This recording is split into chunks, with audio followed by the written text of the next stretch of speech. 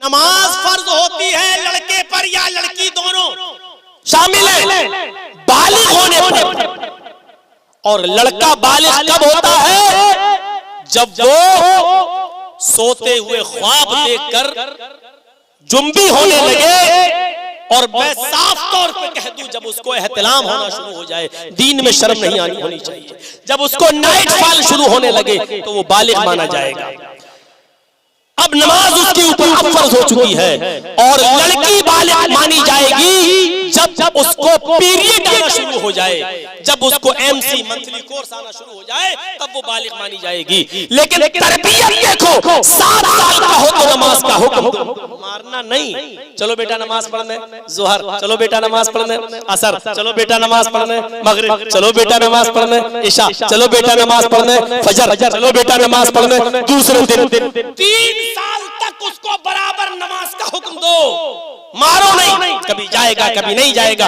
लेकिन इन 3 सालों में कम से कम कुछ नहीं तो 15,000 मरतबा आपने उसको नमाज का हुक्म दे दिया होगा। अब भी 15,000 मरतबा देने के बाद भी 10 साल के बाद वो नमाज नहीं पढ़ता, तो अब वो तरबियत मार के जरिए दो, क्योंकि अब वो बड़ा हो चुका है। अब मारो उसको, मस्जिद के अंदर ले जाओ, क्योंकि जब कहने पर नहीं सुधरा और कहने पर नमाजी नहीं बना, तो अब उसको दूसरी तरबियत की जरूरत है, और वो है डंडा, वो है मार।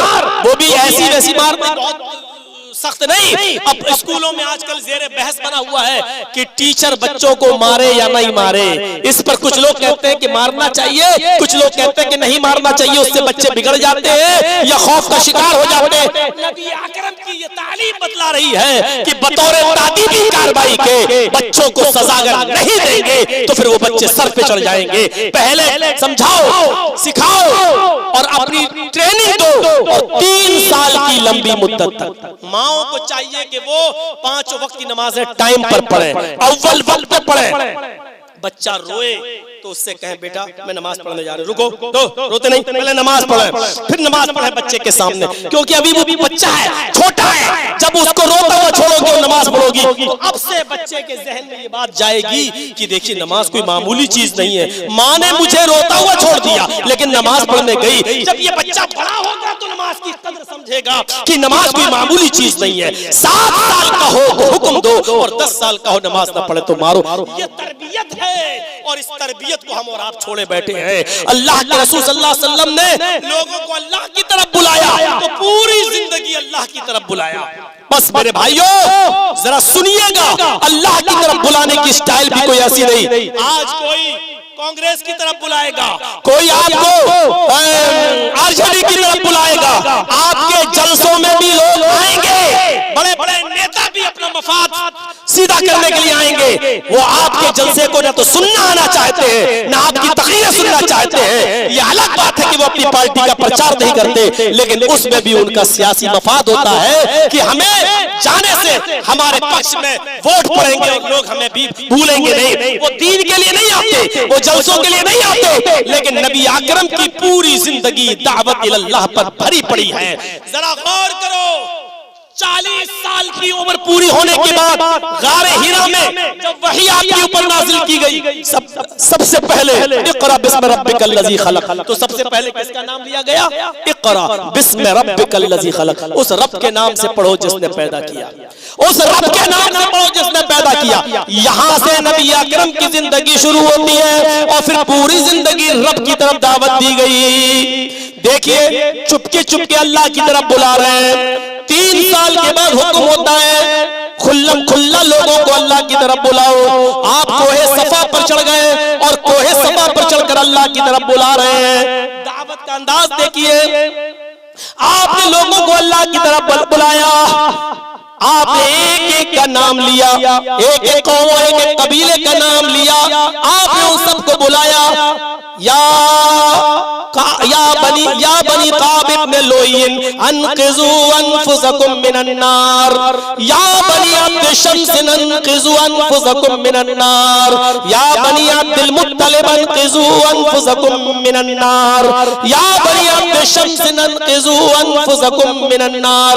यहां आप अपनी बेटी से भी कह रहे हैं या फातिमा बिन्त मुहम्मद अनक़ज़ी नफ़्सकी मिनन नार सलीनी मिन माली मा शि'ति इन्नी ला उग़नी अन्की मिनल्लाहि शैया। यहाँ अपनी फूफी का भी नाम ले रहे हैं, या सफ़िय्यत बिन्त अब्दुल मुत्तलिब अनक़ज़ी नफ़्सकी मिनन नार। आए बनु अब्द मनाफ के लोगों, अपने आप को जहन्नम से बचाओ। आए बनु अब्दुल मुत्तलिब के लोगों, अपने आप को जहन्नम से बचाओ। आए बनी अब्द शम्स के लोगों, जहन्नम से बचाओ। आए काब इब्न लोई के घराने वालों, अपने आप को जहन्नम से बचाओ।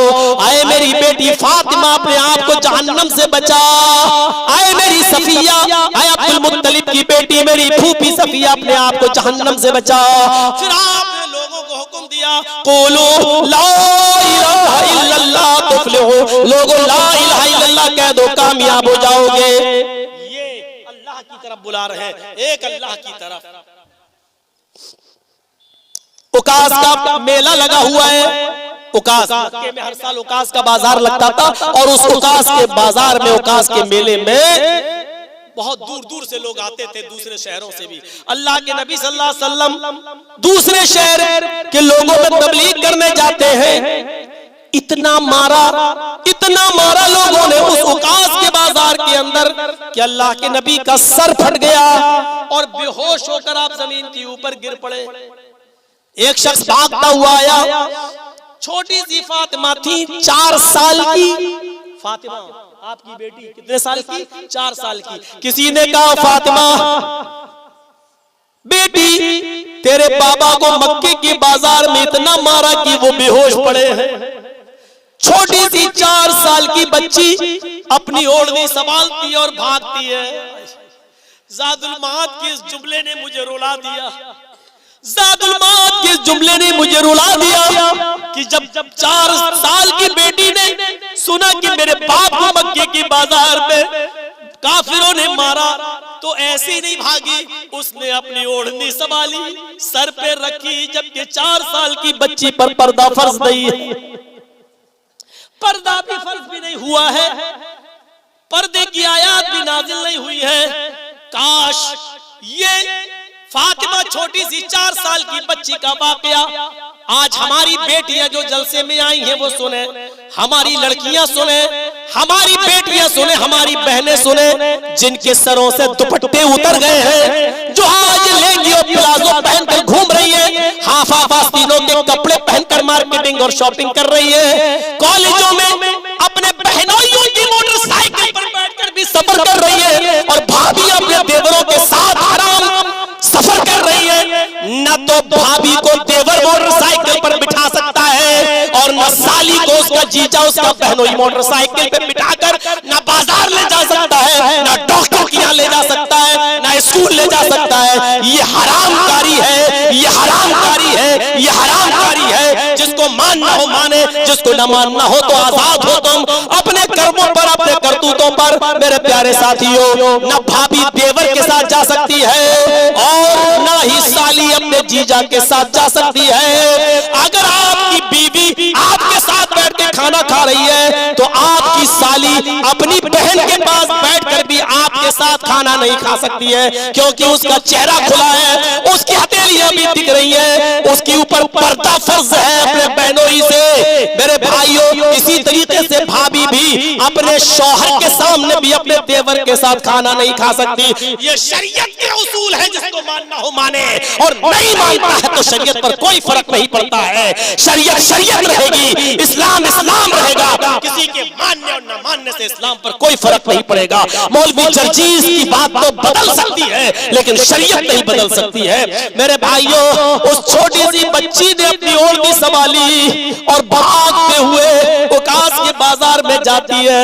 इस 4 साल की बच्ची का ओढ़नी अपने सर पे रखना गोया कि अपने नन्हे मुन्ने हाथों से आज की औरतें और आज की जवान लड़कियों के चेहरे पर थप्पड़ मारता है, जो टिकटॉक पर डांस कर रही है, जो वीडियो क्लिपें बना रही है, जो हरामकारी के साथ डांस करती हुई नजर आ रही है और लिपस्टिक लगा लगा कर अपनी वीडियो अपलोड कर रही है। ये हजरत फातिमा 4 साल की बच्ची का छोटा सा हाथ इनके गाल पर पड़ रहा है। इसकी तकलीफ का एहसास कयामत के दिन उसको होगा, अभी नहीं होगा।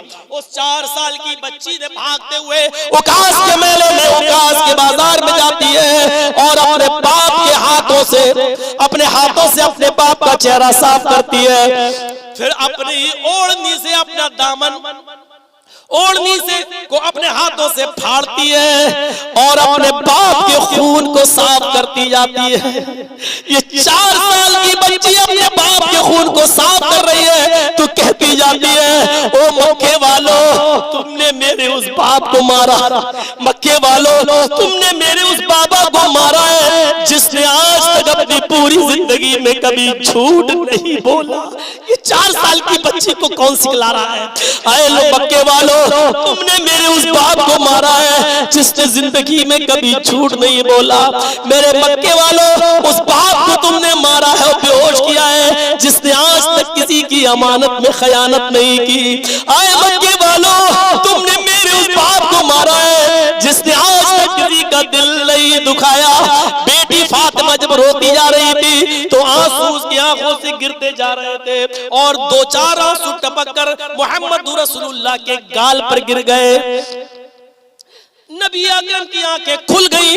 आपने अपनी बेटी फातिमा को अपने पास बैठा हुआ देखा तो अपनी लख्त जिगर को अपने सीने से चिपकाया और कहा, मक्के वालों, जो हमारी 4 साल की बच्ची के आंखों में आंसू लाए वो कौम कैसे खुश रह सकती है? वो कौम कैसे खुश रह सकती है जिसकी वजह से मेरी छोटी सी बच्ची की आंखों में आंसू आ गए?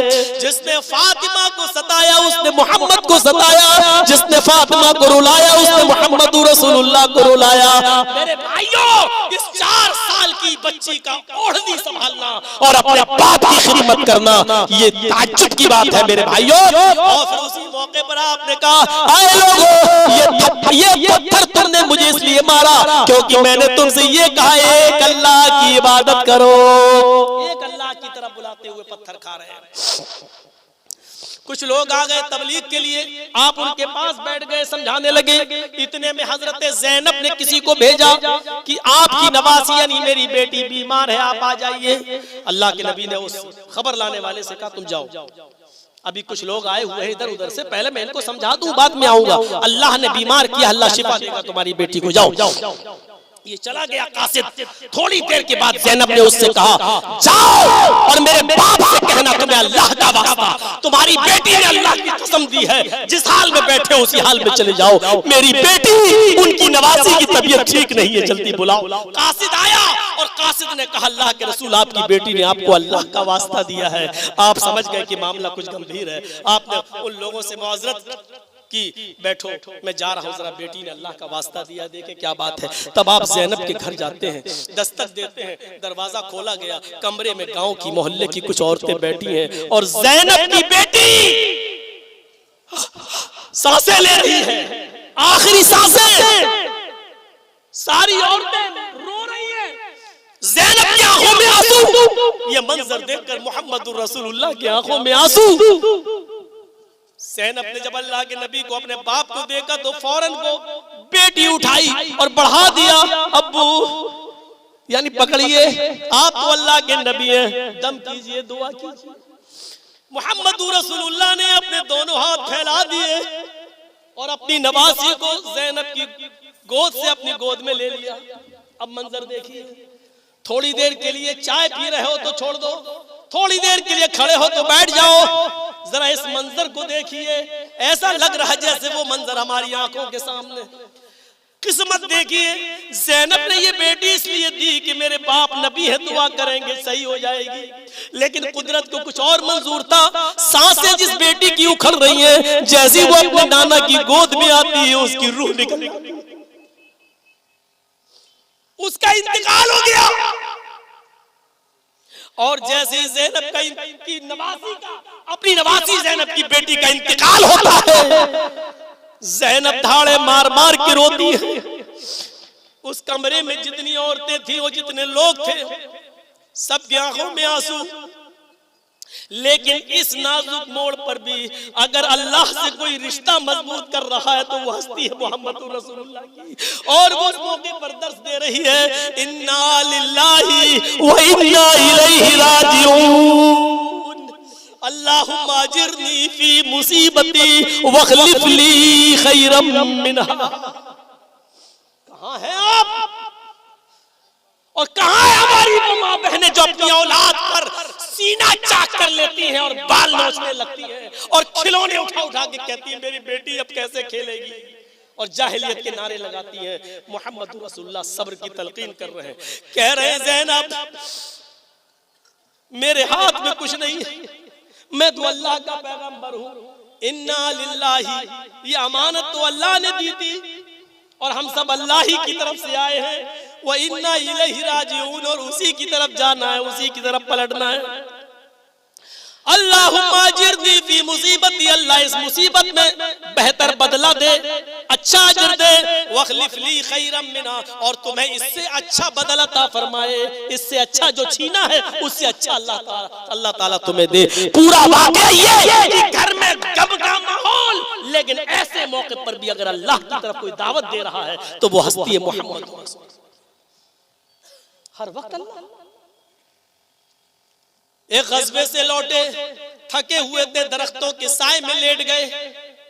कौन अल्लाह को याद करेगा ऐसे मौके पर? कोई इधर लेट गया, कोई उधर लेट गया, कोई उधर लेट गया। अल्लाह के नबी भी थके हुए थे, अपनी तलवार एक दरख्त से लटका दी और दरख्त के नीचे लेट गए। इतने में एक दुश्मन रसूल आता है, तलवार खोलता है, नीचे कूदता है, उसकी जंपिंग की आवाज से अल्लाह के नबी उठ गए, अपने आप को संभाल लिया,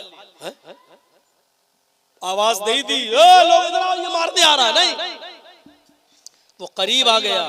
बुखारी की हदीस के अल्फाज, वो बढ़ रहा है, अल्लाह के नबी सल्लल्लाहु अलैहि वसल्लम खड़े हैं, नियत भाप रहे हैं कि इसकी नियत ठीक नहीं है, हाथ में तलवार मेरी तरफ बढ़ते हुए तानता है तलवार और कहता है मैं यासिमुका मिन्नी या मोहम्मद, आए मोहम्मद बता तुझे आज मेरे हाथ से कौन बचाएगा। और जरा तसव्वुर करो, मुझे आज मेरे हाथ से तुझे आज कौन बचाएगा, मैं यासिमुका मिन्नी, मुझसे तुझे कौन बचाएगा। तलवार हाथ में तान चुका है, सामने नबी, और ऐसे मौके पर कहते हैं अल्लाह, क्या रिश्ता था, क्या दावत थी। अरे कोई अपने पीरों की तरफ बुलाता है, कोई वलियों की तरफ बुलाता है, कोई बुजुर्गों की तरफ बुलाता है, नबी की पूरी जिंदगी कोई अपने नेता की तरफ बुलाता है, कोई अपने प्रेसिडेंट की तरफ बुलाता है। नबी की पूरी जिंदगी गुजरी है तो अल्लाह की तरफ दावत देने में, मौत सामने देख रहे हैं, दुश्मन गलत नियत से आया है, तलवार मेरी उसके हाथ में है और कह रहा बता तुझे कौन बचाएगा। आपने ऐसे मौके पर उसको भी दावत दी। अल्लाह, सारी जिंदगी अल्लाह ही पर भरोसा किया, आज भी उसी पर भरोसा है, वही बचाएगा। और न जाने इस लफ्ज में कौन सा करंट था, कौन सी बिजली थी कि उसको करंट लगा और तलवार उसके हाथ से छूट गई। क्योंकि काफिर भी उस जमाने के अल्लाह को जानते थे, उसके पावर को पहचानते थे।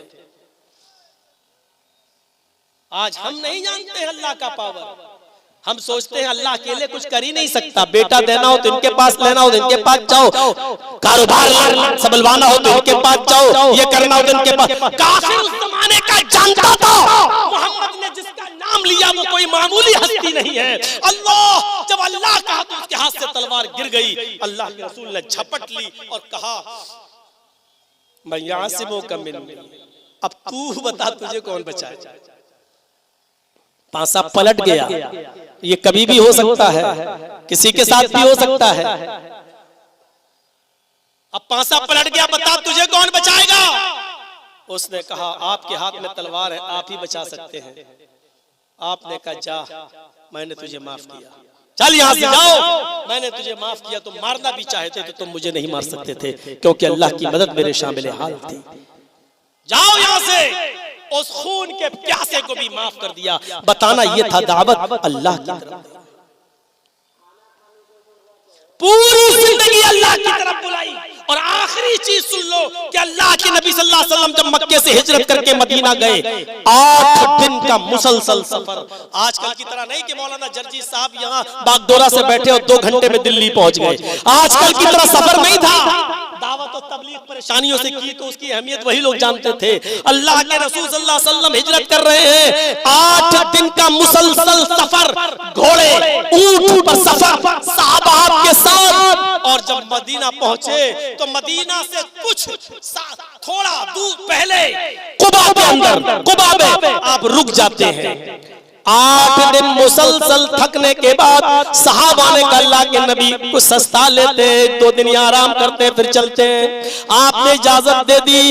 8 दिनों का मुसलसल सफर करने के बाद आप थक गए, आपके सहाबा थके हुए थे, सब दरख्तों के साए में सोए हुए थे। बेजबान मखलूक यानी ऊंट और घोड़े भी अपनी जबानें बाहर निकाले हुए थे और थकावट की वजह से हाँप रहे थे। लेकिन ऐसे मौके पर सहाबा किराम की नजरें गई, क्या देखा, मोहम्मद रसूलुल्लाह किसी जमीन को खोद रहे हैं। सहाबा उनके पास पहुंचते हैं, अल्लाह के नबी क्या कर रहे हैं? फरमाया इस जगह मस्जिद कुबा की बुनियाद रख रहा हूँ, इस जगह पर मैं मस्जिद बनाऊंगा।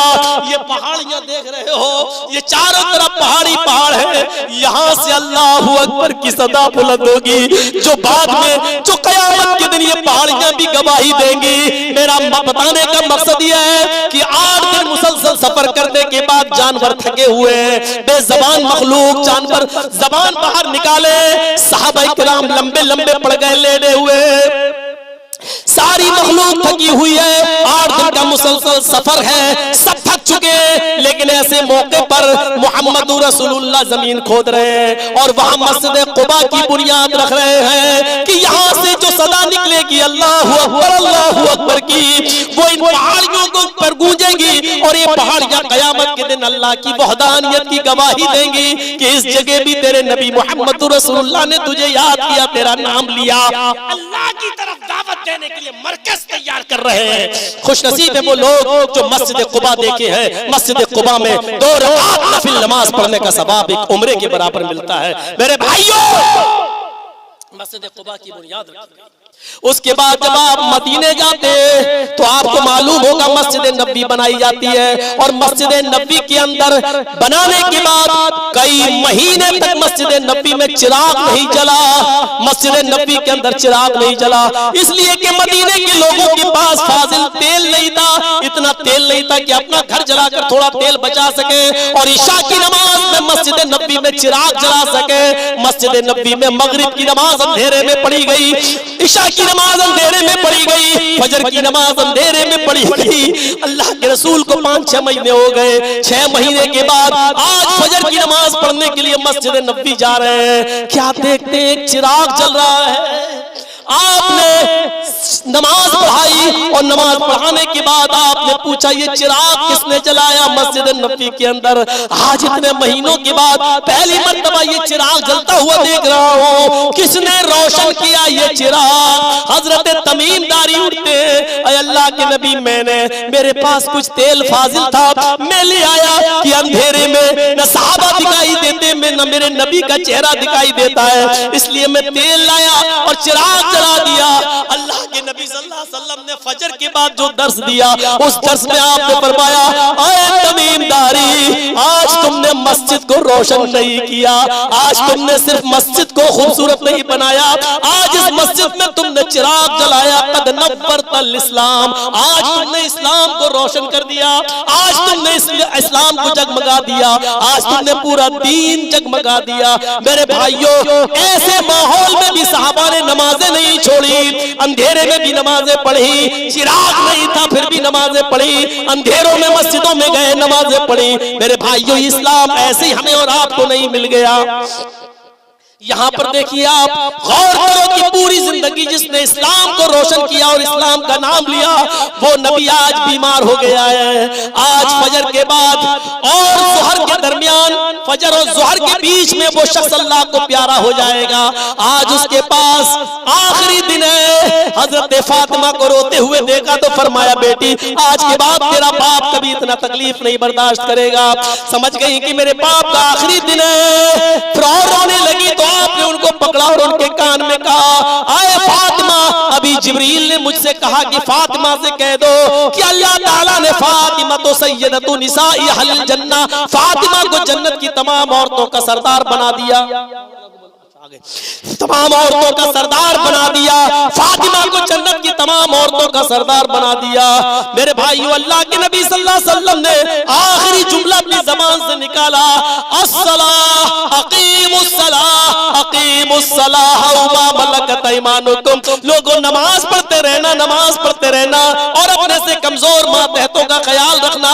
ये नबी अकरम सल्लल्लाहु अलैहि वसल्लम की ज़बान से आखिरी जुमला निकला और उसके बाद आप खामोश हो गए, होंठ हिलने लगे। फिर अल्लाह के नबी सल्लल्लाहु अलैहि वसल्लम ने जरा जोर से आखिरी जुमला अदा किया, अल्लाहुम्मा बिर्रफीक़िल आला, अल्लाहुम्मा बिर्रफीक़िल आला, अल्लाहुम्मा बिर्रफीक़िल आला। आय अल्लाह नेक लोगों में, नेक लोगों में, आय अल्लाह अपने नेक बुजुर्ग बंदों में मेरा भी शुमार कर ले, अल्लाहुम्मा बिर्रफीक़िल आला। मैं बताना ये चाहता हूँ, आपने तबलीग की शुरुआत गारे हिरा से की, इक़रा बिस्मि रब्बिकल लज़ी खलक़, ये रब के नाम से आपने अपनी जिंदगी की शुरुआत की और जिंदगी जब आपकी खत्म हो रही है तो अल्लाह ही के नाम पर खत्म हो रही है। अल्लाहुम्मा बिर्रफीक़िल आला, यानी शुरू से लेके आखिर तक जिसने पूरी जिंदगी नाम अल्लाह का लिया हो, अल्लाह की दावत दी हो, हमें वो नबी मिला है मेरे भाइयों।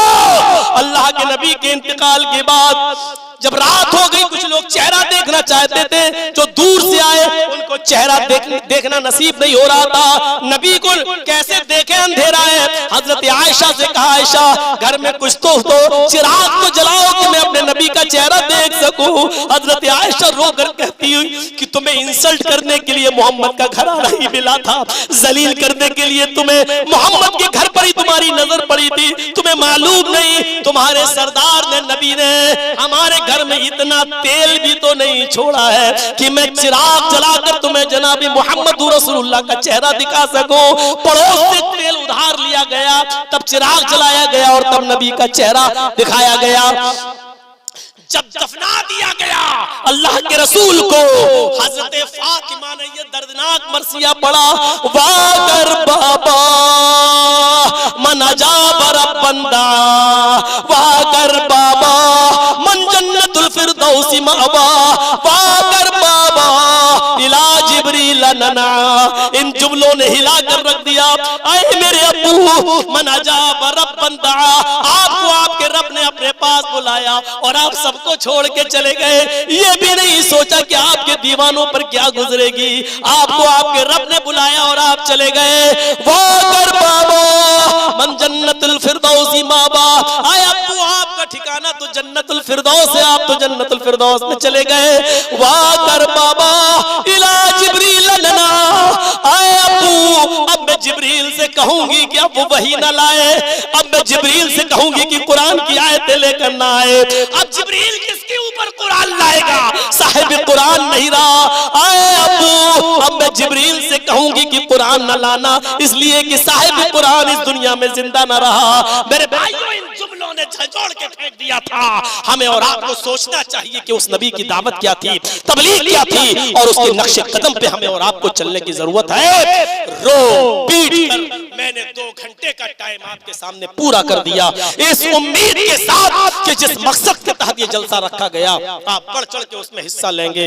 आज मेरा आखिरी प्रोग्राम था, अब मैं निकल रहा हूं अपने घर की तरफ और फिर यूपी और हरियाणा और उस साइड में दूसरे प्रोग्राम करके फिर 21 तारीख से फिर मेरे प्रोग्राम शुरू है। 21 तारीख को सिकटिया, 22, 23, 24 को हमें याद नहीं कहाँ है, और 25 को घसिया घाट आपके कटियार में फिर यहाँ का प्रोग्राम का दौर है। फिर इंशाअल्लाह कभी मुलाकात होगी। हमारे लिए भी दुआ कीजिए। इस वक्त हम भी दुश्मनों के नरगे में हैं, हमारे ऊपर भी कुछ लोग हर वक्त शोषे ढूंढते रहते हैं और बहुत कुछ कोशिश कर रहे हैं फिर किसी दूसरे केस में डालने की। तो दुआ करिए हमारे लिए, अल्लाह हमें भी हासिदों के हसद से बचाए, दुश्मनों की दुश्मनी से बचाए और अल्लाह आपकी भी हिफाजत फरमाए। प्रोफेसर सोहराब साहब का ये प्रोग्राम जो इन्होंने यहाँ रखा है बड़ी दिलजमई के साथ, अल्लाह इसमें दिन दूनी और रात चौगनी तरक्की अता फरमाए। हमें जब तक जिंदा रखे, इस्लाम पे जिंदा रखे, और जब हमारा खात्मा हो तो ईमान पर हमारा खात्मा फरमाए। वमा अलैना इल्लल बलागुल मुबीन व आखिरु दअवाना अनिल हम्दुलिल्लाहि रब्बिल आलमीन। अस्सलामु अलैकुम